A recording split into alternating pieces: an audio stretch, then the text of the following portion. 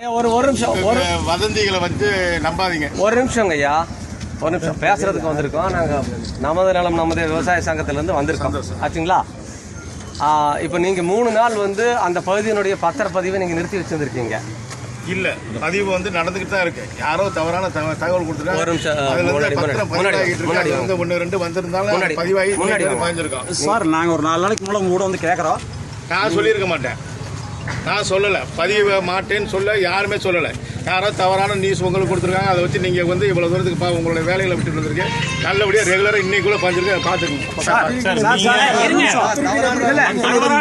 மக்களுடன் முதல்வர் நீங்க வந்து நிறுத்தி வைக்க சொல்லியிருக்காங்க. நீங்க சொல்லியிருக்கீங்க, அப்பவே சொன்னீங்க. நீங்க அதுக்கப்புறம் தான் நாங்க வந்து பிரச்சனை பண்றோம் அப்படிங்கிறதுக்காக தான் நீங்க எழுத்து வடிவில் நீங்க வந்து இன்னிலிருந்து பண்ற அப்படின்னு சொல்லியிருக்கீங்க. அதுக்கு முன்னாடி நீங்க 3 நாள் நிறுத்தி வச்சிருக்கீங்க. உங்க ஒரு நிமிஷம் இருங்க. இல்ல என்ன நினைச்சிருங்க, இருங்க ஒரு நிமிஷம்.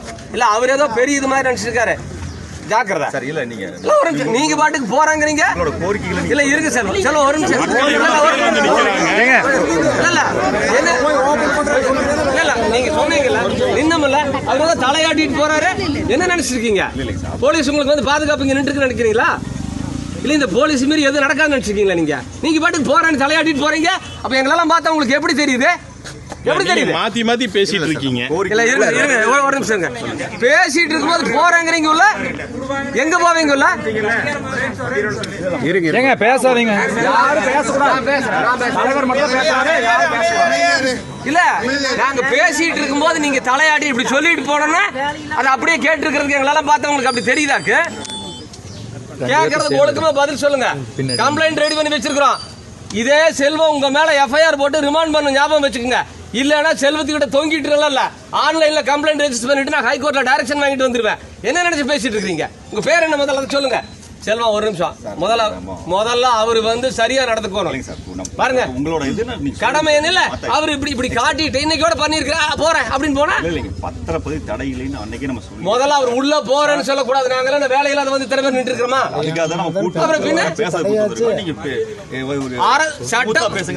அல்லங்க அவரு ஸ்மூத்தா பேசியிருந்தா நாங்களும் ஸ்மூத்தா தான் பேசுவோம்.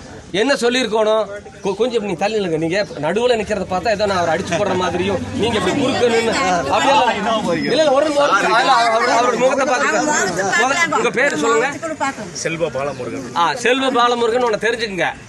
நீங்க இந்திய அரசியலமைப்பு சட்டப்படி அரசு பணியாளராக நியமிக்கப்பட்ட ஒரு அரசு பணியாள்.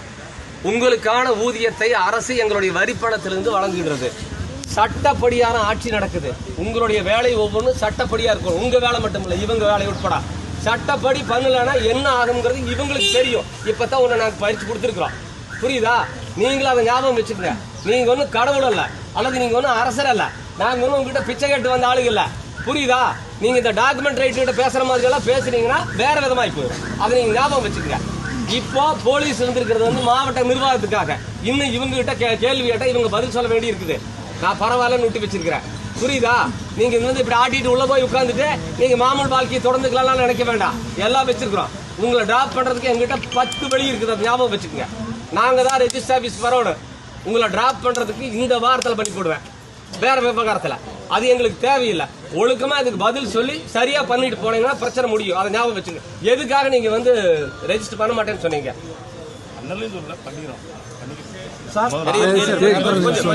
செல்வ இது என்ன பதில்? அவர் சொல்ற பதில் 3 நீங்களே இருந்தீங்க சார். உங்க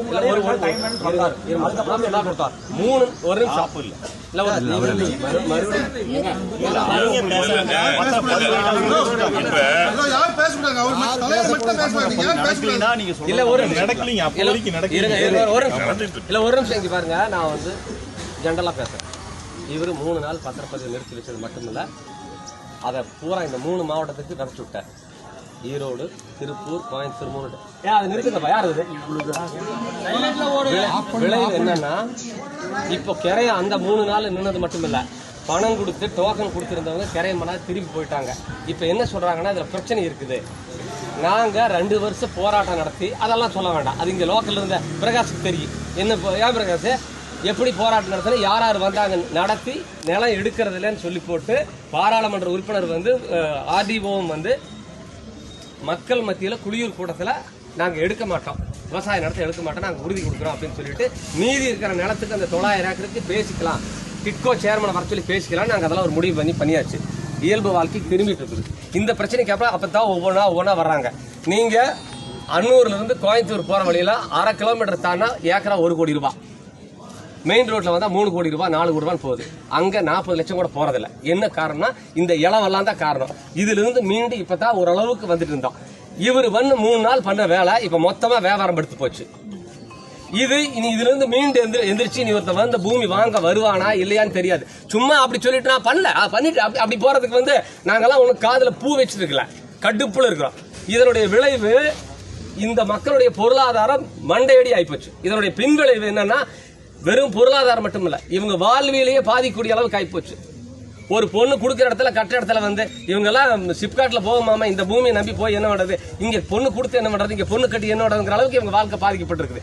இவ்வளவு பெரிய ஒரு அயோக்கியத்தனத்தை பண்ணி போட்டு ஒண்ணுமே இல்லாத வந்தோன்னா இப்படி காட்டிட்டு அவர் போறாங்கிறாரு. நாங்க சாதாரண எடுத்துட்டு போக முடியுமா?